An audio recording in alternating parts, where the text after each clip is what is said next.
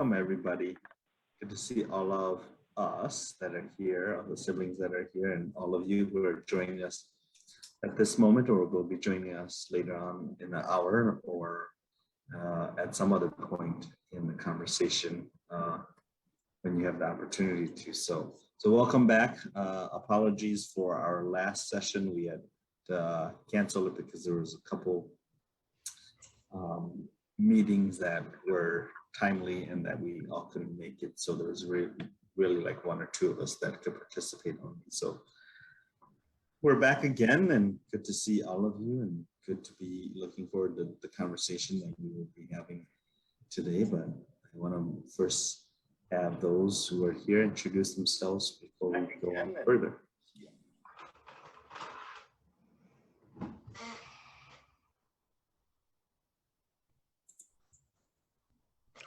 Hey, I'm Chris. I live in Duluth. I work full-time at Men as Peacemakers, coordinating a program called the Domestic Violence Restorative Circles. I also co-facilitate battering intervention program dialogue at a different organization, and ride bicycles and get outside as much as possible. It's good to be here. Hello, everyone. My name is Felix Martinez. My pronouns are he, him, and his. I work for Esperanza United, aka formerly Casa Esperanza. I'm reporting from Eagan, Minnesota. Super happy to be here and super happy and excited for this conversation.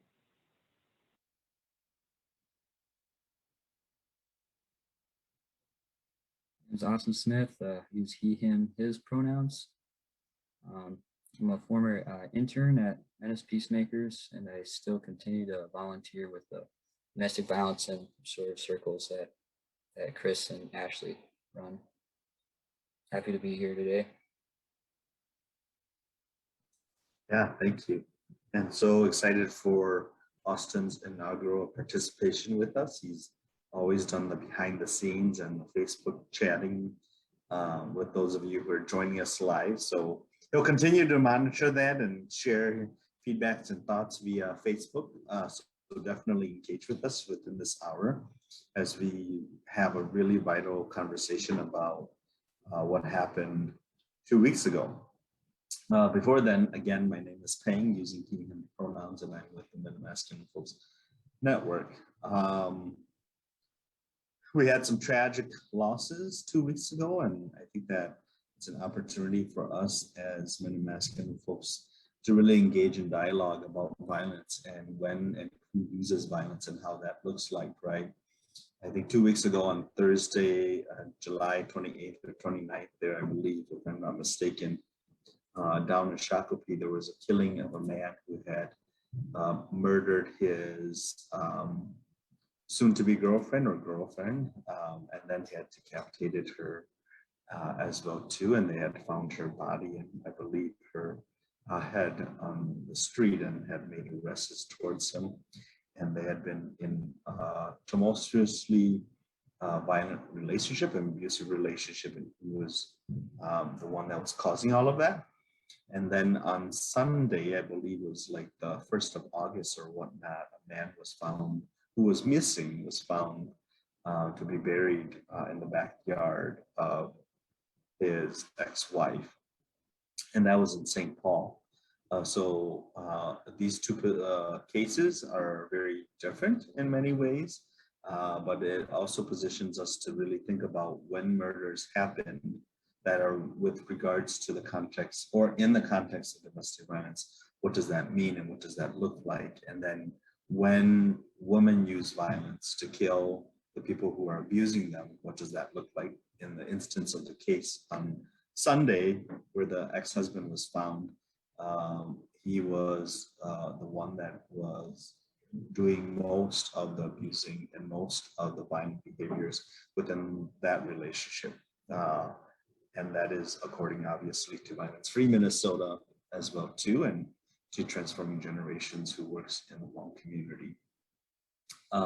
Whereas the one on Thursday, there was also an identified point where there was an understanding that there was a lot of abuse and violence that was happening within that relationship as well. And she was trying to leave that relationship, and he was like, nope, you're not leaving. And as always, we understand that in nuances of domestic violence, when survivors are trying to leave relationships, it is the most dangerous times for them. Or at times, what we've seen in situations where women have killed the person who is harming them, like the one on the Sunday case, they believe that obviously there's really no way out or no other choice, right? Because they've done all that they could and it's not going to ever happen again. That tends to be what we have observed and seen and heard.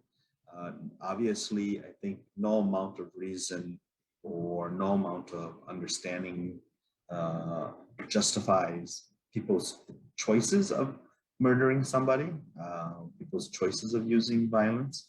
But we do have to examine violence through the lens of gender and through the lens of race and through the lens of who is using it and how. And so I think that that's a critical conversation for us to really have in this platform amongst us as men and masculine folks, as we hear narratives and stories about, well, women kill men too, and women also beat up men. Those things are very true, but we have to look at the context of power and privilege in those things, right? So there's no real starting point, I think, in the conversation, but maybe just perhaps what's landing in you, what's coming up for you as you hear about these cases or as you heard about them in the community, and what's sort of like your reaction. We can just go from there.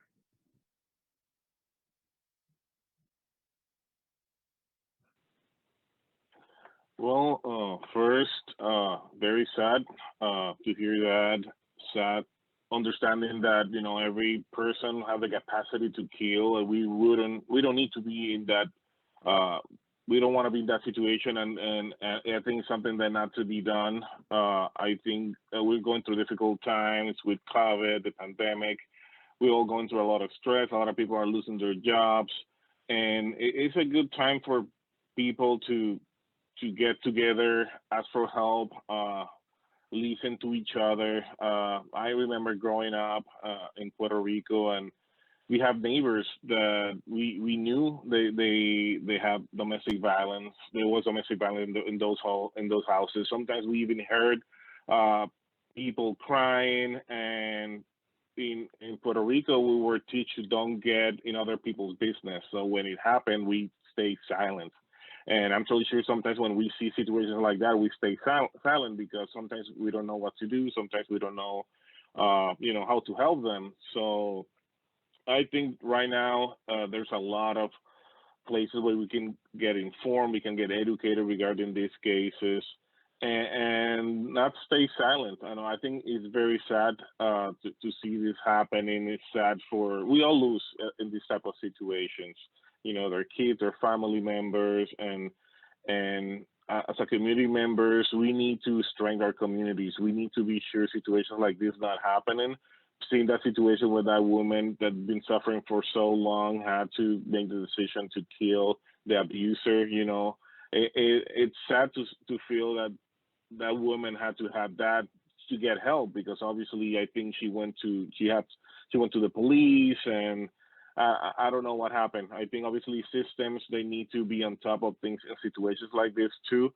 So we need to together work to be sure the police is on top of situations like that. Sometimes the situations like this, and they remove the husband, the abuser from the place for a day without the understanding that man probably going to be back the next day.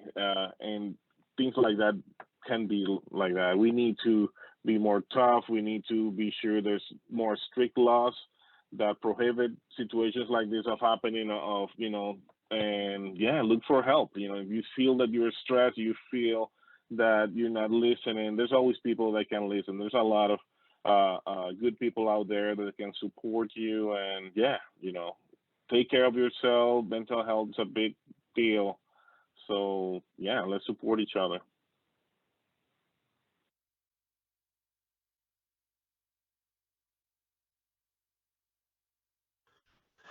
So I spend a fair amount of time thinking about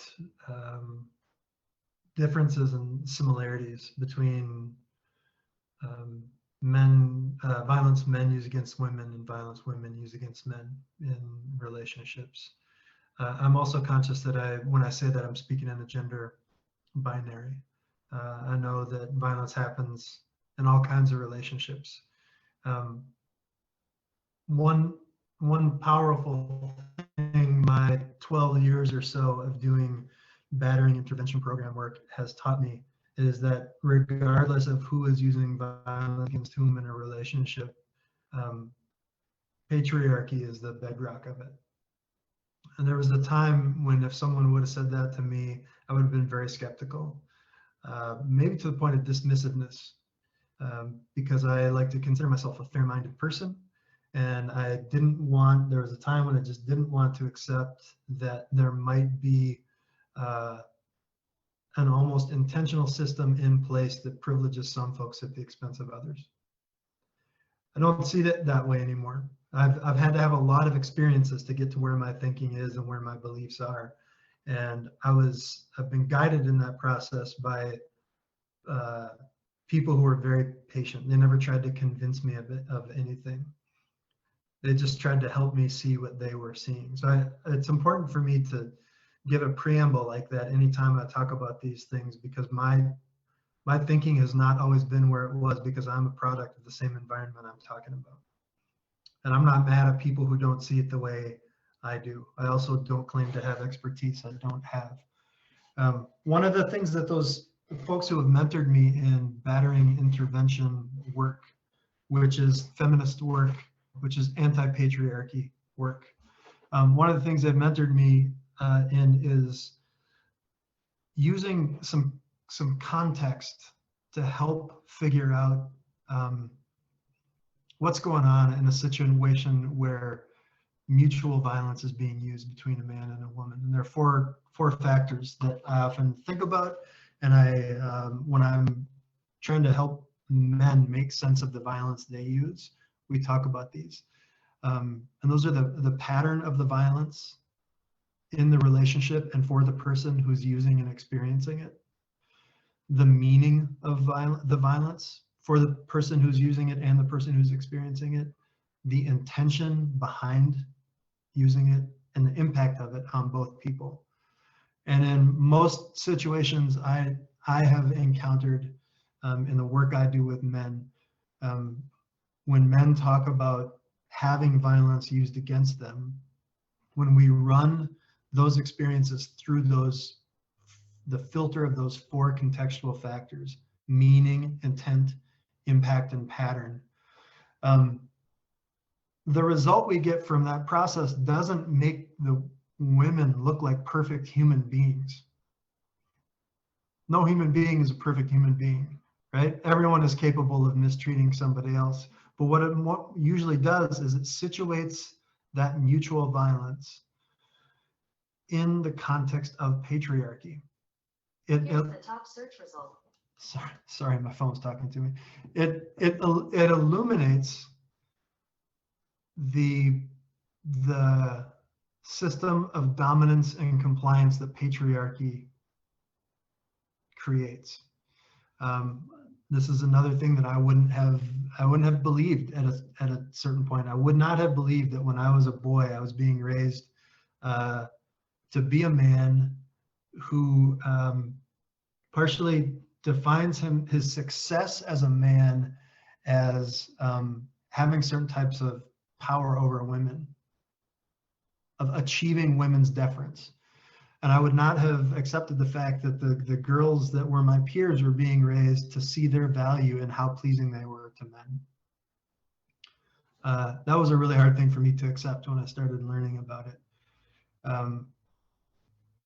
Every experience I have in helping men figure out the violence that is in their relationships comes down to these factors. And most often, what obviously has been happening, even if it's really subtle and takes a long time to figure it out and tease all the factors apart because these are complicated things, usually what's happening is that men are in dominant positions, whether they have tried to be or want to be or not, and women are in subordinated positions. And when those positions are in conflict somehow, it's really easy for resistive, self-defensive violence to look like it is in the dominant place. That's the most clear I've ever explained that kind of stuff. And even as I hear myself saying it, I hear how complex it is, and I can poke holes in it. But that's where when I read stories like the one about Karina Hearn-Kuyang, about America Thayer and Alexis Sport, those are the things that come up to me. And I always feel a certain sense of anxiety about them because of how complex they are and how difficult they are to talk about with the nuance they deserve. Nothing is ever obvious. So I could keep rambling on, but I'll stop there for now and leave some space for other folks.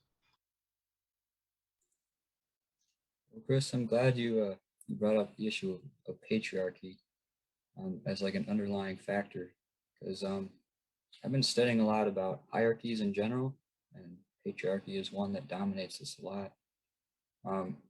There's this author, he really likes to talk about this and study it and try to go back to its roots and where it was. And I think when you study the hierarchies, you find out that it's not something natural that occurs, that some systems of control would want us to believe, but something that emerged out of society, almost like a cancer, and that we aren't,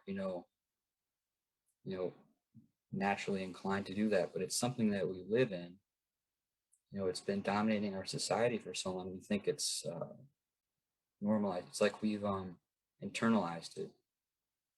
And that should give us a lot of hope too, because that means that if it emerged somehow, we can dismantle it too, and we can do a lot of work trying to find like disillusionment of how these things like patriarchy and stuff emerge, but we have to identify them with all the, like you said, it's a complex thing, nuanced, and try to make sense of that in a way where you can communicate that to the general population.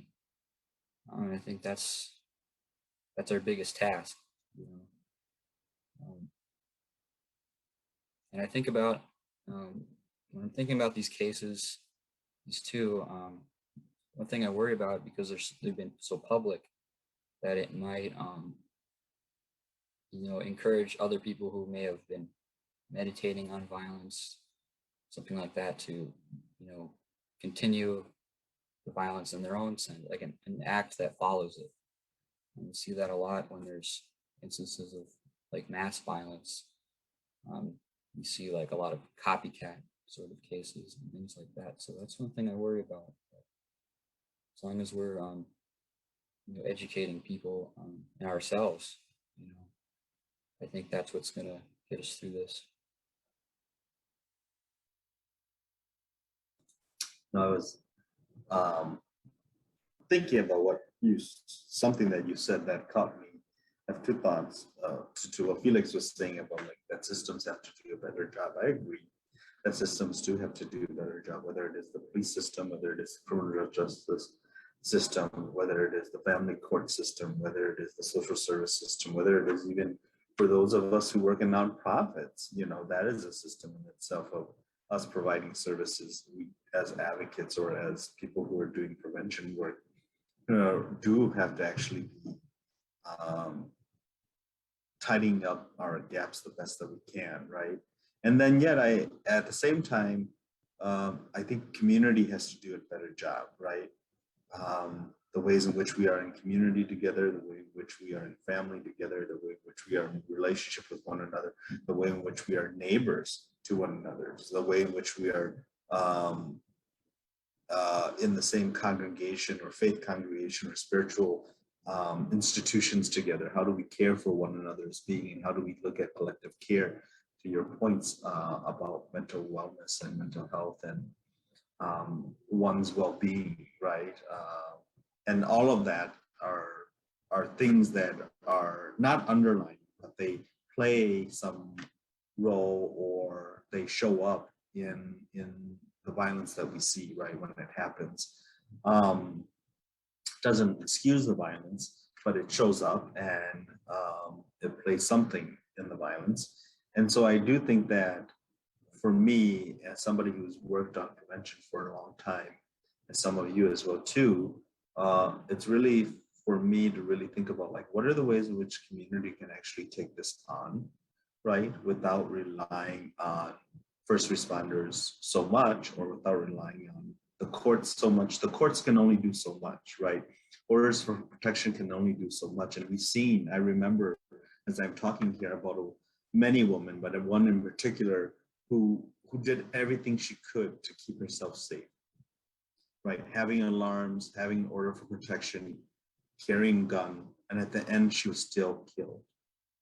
At the end she was still killed. Or a woman who take out orders for protection or harassment restraining orders, and it says the person who's harming you can't come 25 feet within a distance of you. And the person that's harming, causing harm, typically their ex-husband or whatnot, plops their tent 25 feet away, like literally, right? I'm not being sarcastic here, like literally plops their tent 25 feet away. And the police can't do anything. Nobody can do anything, right? And so then we have to think about what's the alternative, right? And I say all of this to the prevention point that you're talking about, Felix, that's reminding me is like, we often know when somebody is in a violent relationship because family members know first. They have some idea, friends have some idea. And I think to the point of men and masculine folks is we have to reach our buddies. We have to reach our buddies.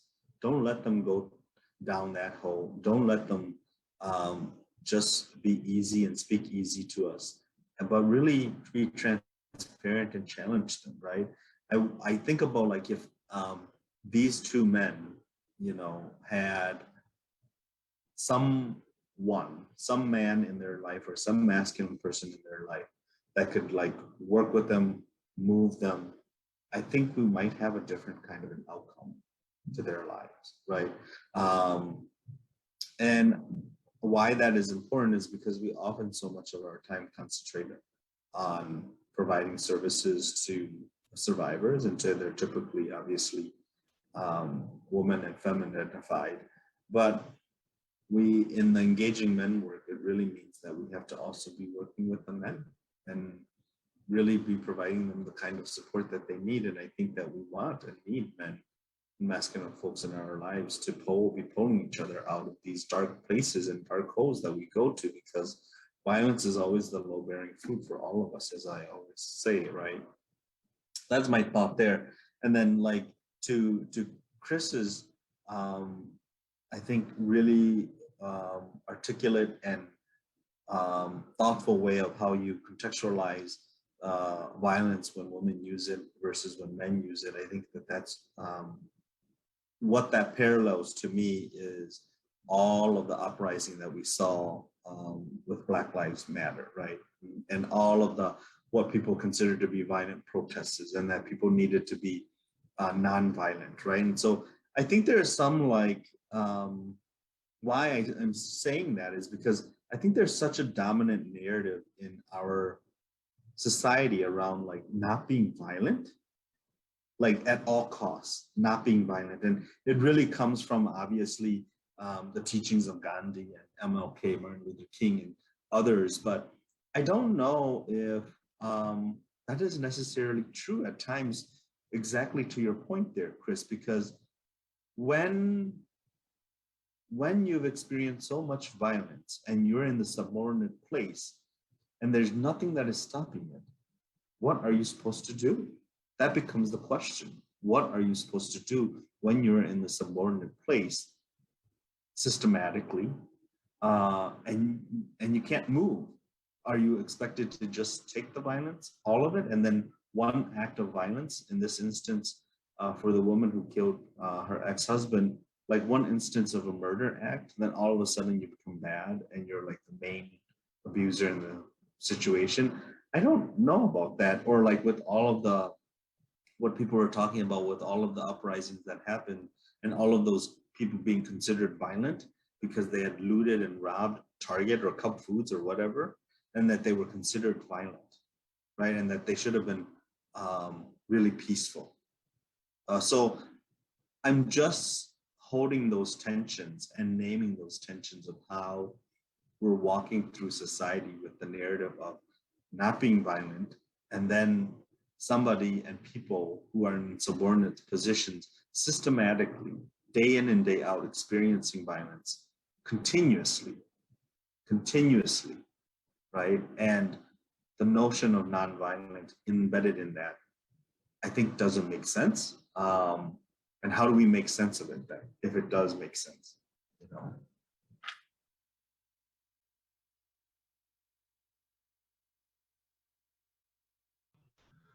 Peng, your last comments there reminded me of a experience I've had very often that relates to the concept of the violence of dominance. Very often just gets taken more seriously than the violence of resistance. In my experience, I'm not a sociologist. I haven't done research on that, but I'm 50 years old and I've seen it over and over again. But when I say taken more seriously, I mean it's more legitimized. It's more carefully considered. There's more compassion within cultures I know for the violence, the implied and actual violence of dominance than there is from the violence of resistance. Maintaining order is an acceptable use of violence to a lot of people. Challenging a dominant, damaging, abusive order with violence is not acceptable to many people. And that gets reflected in when folks find out the work I do, that I work in these violence prevention and response programs. They ask me, questions, and they'll tell me stuff. And one of the more common things I hear is a version of this. When someone is discussing or they hear about an instance in which a man has used violence against a woman, it is really common for them to say, God, I wonder what she did to him to push him that far. And they're often very well-meaning. I'm not trying to make fun of folks. I was among them at one point, right? But it's a really common response. And so again, the response is, what did she do to him? What pressure or stress was he under? What kind of shit was he putting up with that he finally exploded like that? And if they hear about a woman using violence against a man in a relationship, one of the most common questions right out of the gate is, what is wrong with her? What kind of woman would do that to a man? I don't care if he was using violence against her. You don't do that to somebody. And I point out that dichotomy to people, that in both situations, the responsibility for the violence is placed exclusively on the woman, having been wrong or immoral or difficult to live with. And I always have to make it really clear, I don't want anyone to use violence against anyone. I don't think it's funny or cute when women use violence. I don't think it's a good plot line in a sitcom. I think there are consequences to stuff like that. But I need to say that because I'm not saying women should always be excused if they use violence, or it shouldn't be understood as a really impactful, serious thing. I believe it is. But those common experiences I have speak very loudly to me. I want to know why thoughtful, compassionate people so often default to what did she do to push him toward hurting her, and what is wrong with her that she would push back against him in the way she did. That's really impactful stuff to me.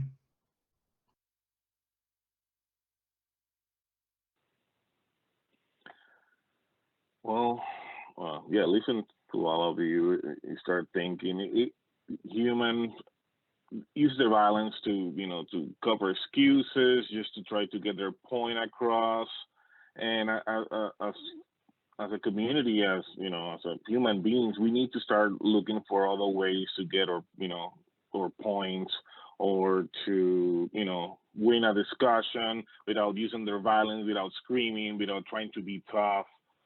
Just because it happened everywhere. You see it in schools, you see it at homes, you see it in politics. The one who's screaming the loudest is the one who wins the discussion, and it doesn't need to be like that. We need to start as families, start having more conversations with our, sons and daughters, and trying to look for ways to better communicate to each other, better to be more productive in ways that we show more compassion and better spaces, a better a better, yeah, I don't know how to say, but I think violence is something that we abuse it, and we take advantage of it. And in patriarchy and for men, we take advantage just because generically we're bigger, we're stronger, and when we're having a discussion with a woman, of course you compare the size of normally of a man and compared to a woman, of course, women's are gonna feel intimidated. And as a father of two daughters, I always try to have these conversations with my daughters to be sure that they know that they're strong, that they're capable to do everything that a man do, to don't use violence, even that sometimes daddy, when he get upset, he talk loud, and sometimes I need to, when I see their faces that they talk loud, I need to 2 steps back and say, you know what, try to calm down a little bit. Because I grew up in a place, that my dad was verbally abusing sometimes, and he used his voice, and he used to spank me, hit me with the belt, with whatever he found every time, he came stressed from work. And for me as a father, sometimes when I see that my daughters are not behaving, I just put that in my wife, to be the one who, take the law in the house, just because sometimes I don't want to see myself as my father, at that point. And that, he have changed a lot, and we have many conversations, and we're at a point right now that, he's still working with his anger problems, but I see a lot of that on me sometimes when I get upset, and I don't want my daughters to duplicate what I saw from my daughter, and sometimes what comes from me. So as a man, I have a lot to change, but at the same time, when I see this situation happening, when I can still see people using violence, as a community, what we can do to teach our kids to, have better conversations, how to, understand when they're getting to a point that they're going to be aggressive, that they need to understand they don't need to solve everything with fighting, and look for better ways, to communicate to each other, to show love, compassion. We're better than that. We're smart enough to figure it out, but we continue using the easy way, that is violence, the easy way that is being aggressive and taking advantage of, our size. So there's so much that we need to work on.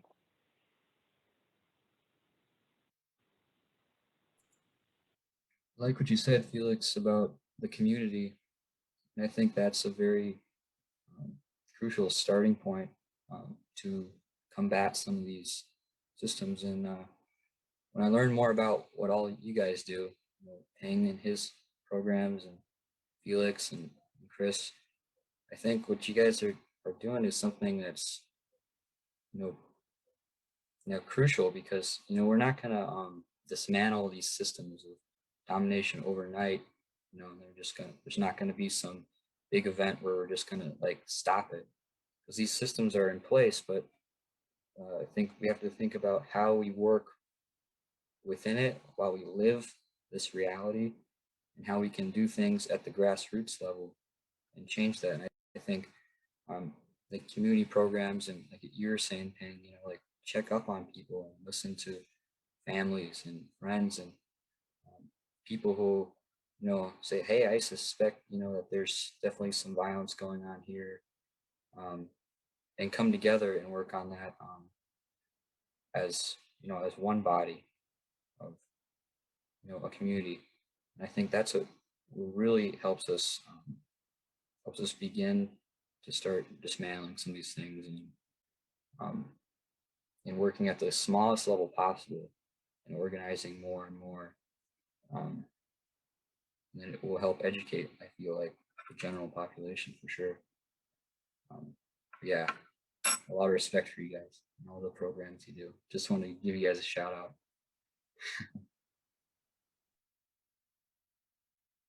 You know, I am going back to what Austin, both Chris said about patriarchy, and I can't help but tie my point here and constantly bring up the parallel around racism and institutional racism to this conversation, exactly to your points there, Chris, around violence of resistance and violence of domination.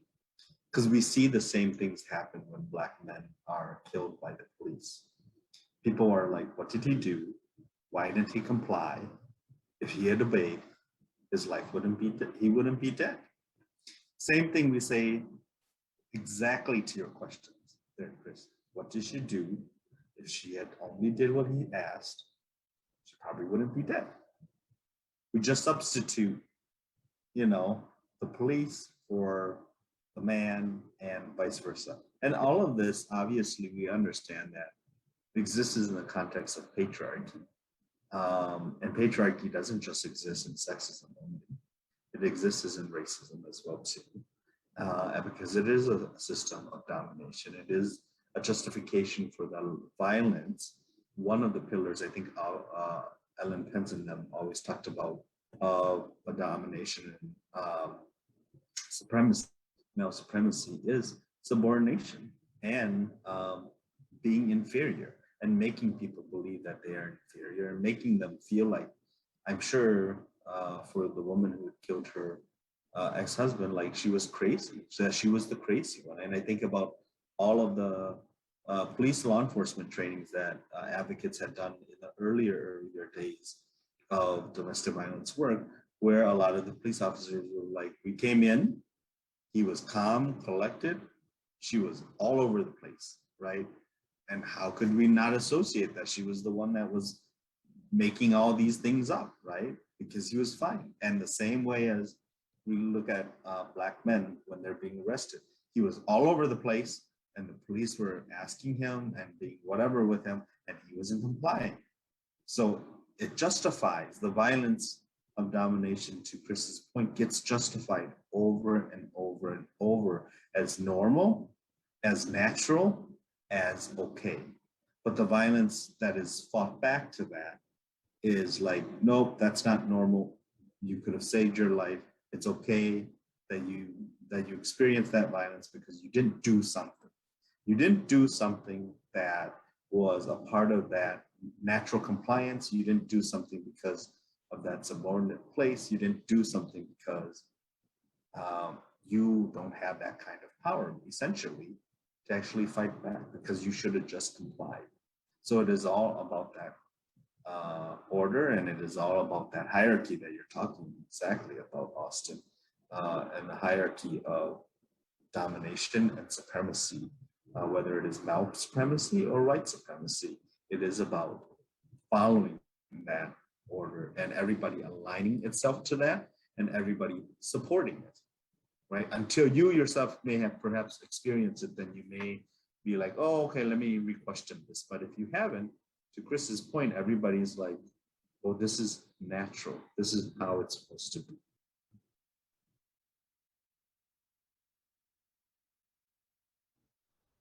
I struggled with this idea of this supposedly dominance-based system of patriarchy for a long time, because I had trouble situating myself within it. And one of the reasons that it was tough for me is that I immediately, when I heard dominance, I immediately went to the types of extreme violence that we started this conversation talking about. I thought, I don't see that. Like, I understand that for some people, like those people, whoever those people are, that's a thing. But in my world, in my safe little, growing up in Northwest Rochester, you know, white boy in a white city, I'm well fed, I've got all this stuff. I just don't see that. And the older I got, the more I realized that my dad, who's one of the most gentle human beings I've ever met, was drawing on that system, not consciously. My dad would never get up in the morning or go through life and say, you know what, I deserve the privilege I get. deserve the sense of importance I get from this system, and I'm gonna implement it throughout the day. He didn't have to, because the community and the system did it for him. He didn't see that he was drawing on it, but the older I got, the more I saw that when my dad was going through a really bad pit of depression, which is something that he and I share, my mom took on things like emotional labor in the relationship and in the family that she was just expected to take on. And if people knew that my dad was in a really rough spot, they would ask him if he was okay. They would want to care for him. And it was just like, my mom was supposed to, as the woman, was supposed to be the caretaker. She was supposed to be the mom. And when she was going through a really rough spot, when she was working 80 hours a week and was battling a chronic illness, people were concerned, but they more often asked my dad how that was affecting him. Right? They didn't ignore her, but there was still this imbalance, and everyone wanted to make sure, in both situations, everyone wanted to make sure dad was okay. And they didn't ignore mom, but they viewed mom through the lens of, she's supposed to be the caretaker, she's supposed to support him, so we need to make sure what's going on with him. It took me a long time to connect that with the type of dominance-based system we're talking about. And I'm still not as good at connecting those things in words as I would like to be. I don't know if any of you know the website Bored Panda. It's a huge time suck. It's a listicle site, 25 photos of dogs doing silly things, or, and I go to it all the time. It like, the serotonin it produces in my brain is incredible. But they talk about social issues sometimes too. And last night they had a list of a woman on Twitter had started a string by saying that she's a business owner. She's the sole owner and employee, and she has a separate email account set up with a masculine sounding name that she uses when she sends invoices and needs to really get work done. Because she noticed over and over again that when things were coming from like Kate or whatever her name is, she would get dismissed, but when they came from Jake, things happened. And the listicle that I was reading was responses from a lot of other women who do the same thing. They know from lived experience that a man asking the same question, especially in a business context, is going to get taken differently. I have all kinds of voices in my head that can dismiss that. Oh, well, it's just these particular women. It's just these particular situations. They're probably being difficult, et cetera, et cetera. But there's another perspective in my head that says, I can't ignore those lived experiences, especially when I show it to my wife and she says, dude, you have no idea. You have no idea what it's like to be a woman who just doesn't defer to men, who doesn't soften herself for men, to be a directly spoken woman in the world of business. And to me, it's just another example of men, masculine folks, masculinity in general, getting taken more seriously than femininity, being seen as more important, more worthy of respect, more authoritative than femininity, which is in ideas a lot of us acquire growing up, is supposed to not be any of those things and is supposed to subordinate itself to those things. So it's still a process for me, like figuring, I know in my bones now, and when I listen to people's experiences, I know that people for whom extreme violence will never be a part of their life are drawing on and existing within and experiencing the negative effects of the same system that leads to the types of stuff we're talking about. That was a heartbreaking realization for me to make. It crushed a lot of things I wanted to believe about the world, and it hasn't left me hopeless. But I'm compassionate toward other people who have a tough time acknowledging it.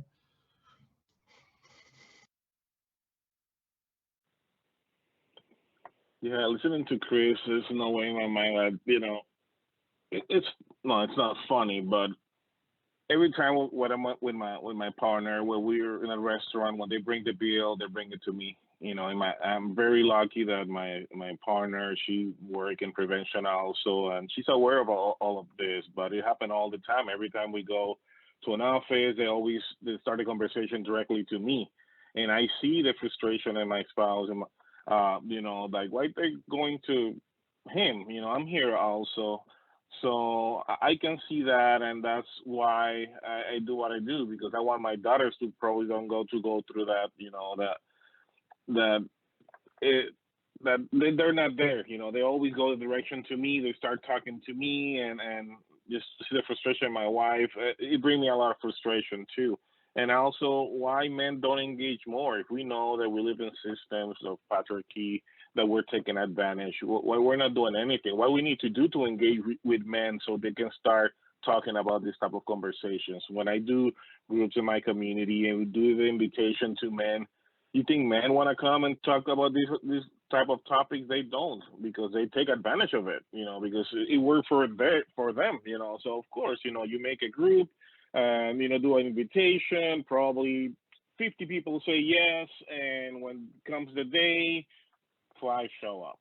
And for us, it's hard because we put a lot of work. We're very excited to have these conversations, and most of the men, those men that show up, those 5 men stay because they see the importance of this work as men, of having these conversations, of putting our masculinity aside and talk about human beings and start to understand and breaking this unhealthy masculinity that a lot of us have.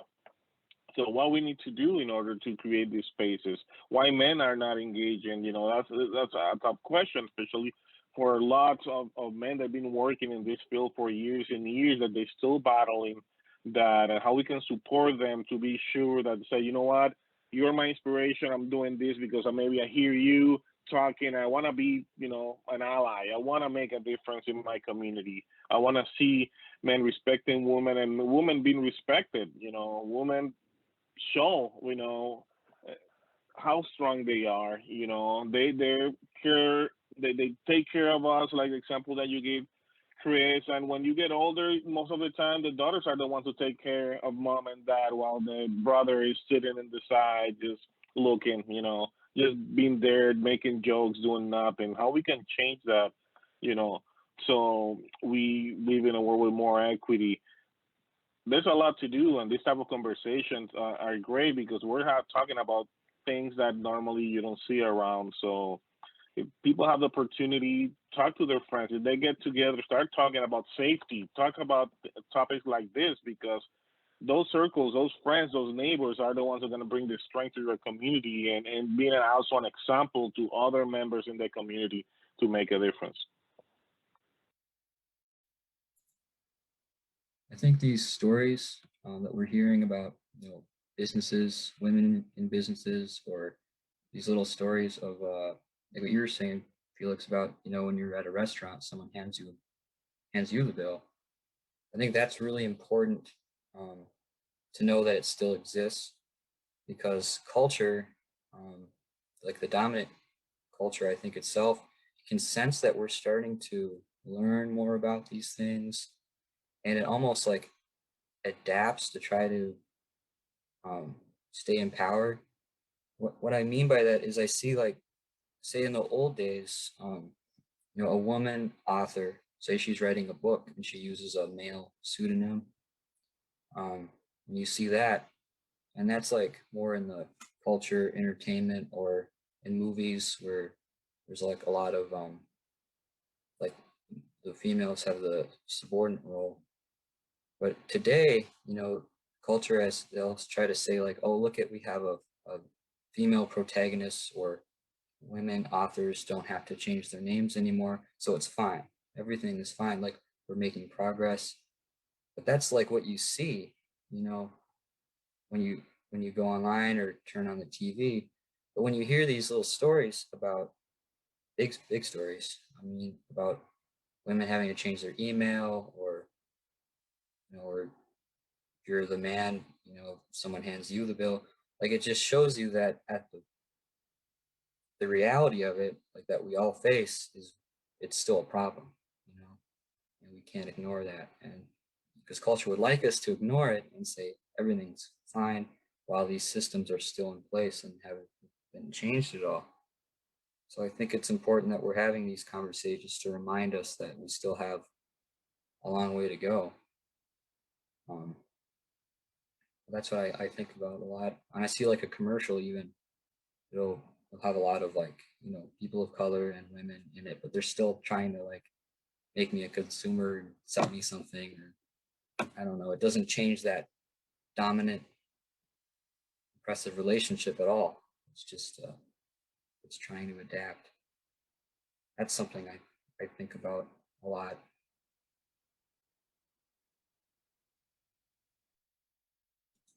Yeah, I think as I'm listening to the conversation, what comes up that I want to really surface and put on the table is that we all participate in the violence that actually happens, whether directly or indirectly. Right? All of us participate in actually it happening because we create an environment through patriarchy, through racism, through sexism, through homophobia, through transphobia, in all policies and practices and institutions that we create and enforcements that are behind that creates conditions that allows for violence to actually happen. It isn't just about stopping one person's violence. It isn't just about stopping one group's violent act. It is about being able to actually understand how do we navigate violence in our lives when it actually happens. And I'm becoming more and more attuned to that and grounded in that as the years pass, grounded in the fact that we've got to teach people the tools to navigate the violence. We've got to prepare people, build their capacity to actually navigate the violence. The violence isn't going to end because we've seen it. It's been here, even though it's choosing, it's of choice, it's learned, it's not natural. We all know that. We all have taught our boys and young men, and we've been taught not to hit women and not to hit girls, quote unquote, and that it's wrong. But some of us do it. Some of us participate in unconscious ways, like what Chris was talking about his dad. And I think that many of us don't have to enact any of those things, don't have to enact our privilege or power in any way, because others are enacting it for us through what both Felix and Austin were sharing about how people read you and how people respond to you and how people relate to you as a masculine identified person, as a man, and that's embedded in, and that those deep-seated beliefs are embedded in all of us. In most parts of the world, I should say, there are obviously different parts of the world in smaller groups, subsets who live in very matriarchal and matriarchy societies and communities, which functions in a different way as well too. That doesn't mean violence don't exist there. I think violence still does exist there because it's still happening from the outside, even if it doesn't happen from within, right? So I'm confirmed in this conversation, and I think it's grounding me in the understanding that we've got to teach people how to navigate the violence, whatever form it's coming in. It's not just the form of murder. It's not just the form of physical, but whatever form it is.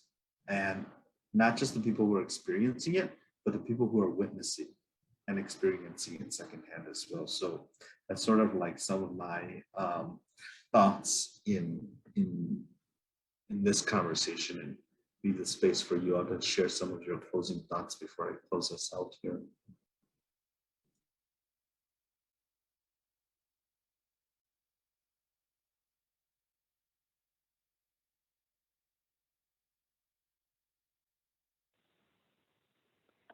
Well, I'm very grateful to have this conversation. I think we always learn something, by listening to all of your experience and yeah, like I agree with Peng. We need to start, paying more attention, learn how to deal with violence, and don't be afraid to be silent. Look for any way possible to try to stop violence if you see it, but do it in a safe way. Be careful, obviously, because obviously you put it on harm too. So look for ways to do it. Take care of each other. Support your local nonprofit organizations, and yeah, just love your family and yeah, support each other.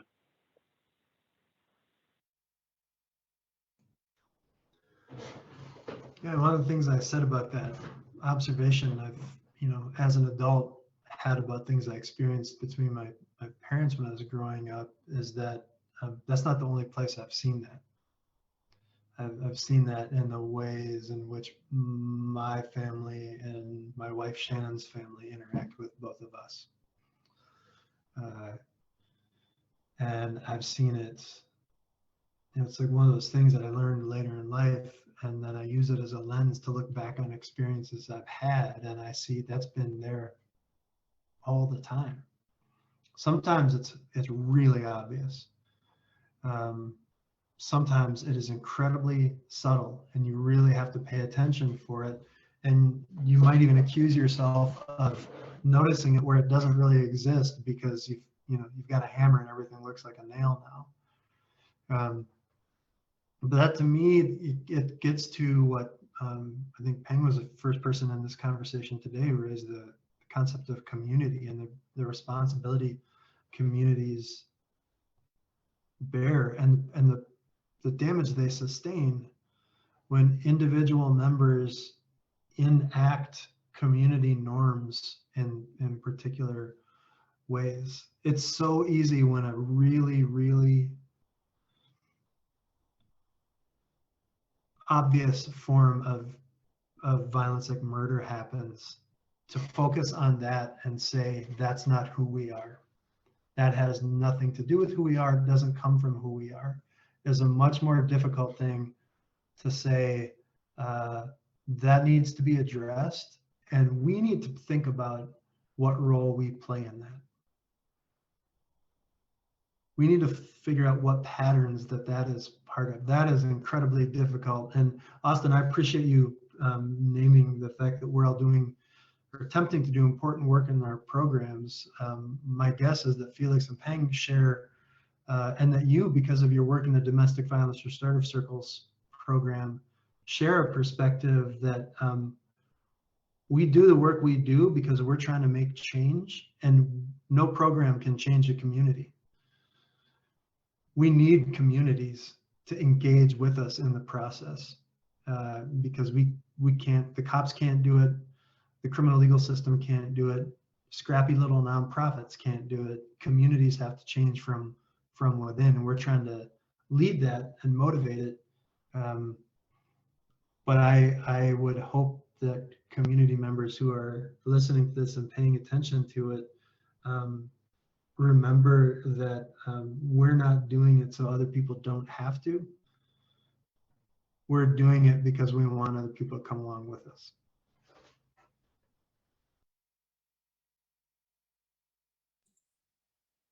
My closing thoughts would be, we all have a lot to learn still, and I always learn something new whenever I join in on these conversations, and I'm always listening. I'm in the background, and I think that's what we really need to do, have discussions with each other and the rest of the community, just like this.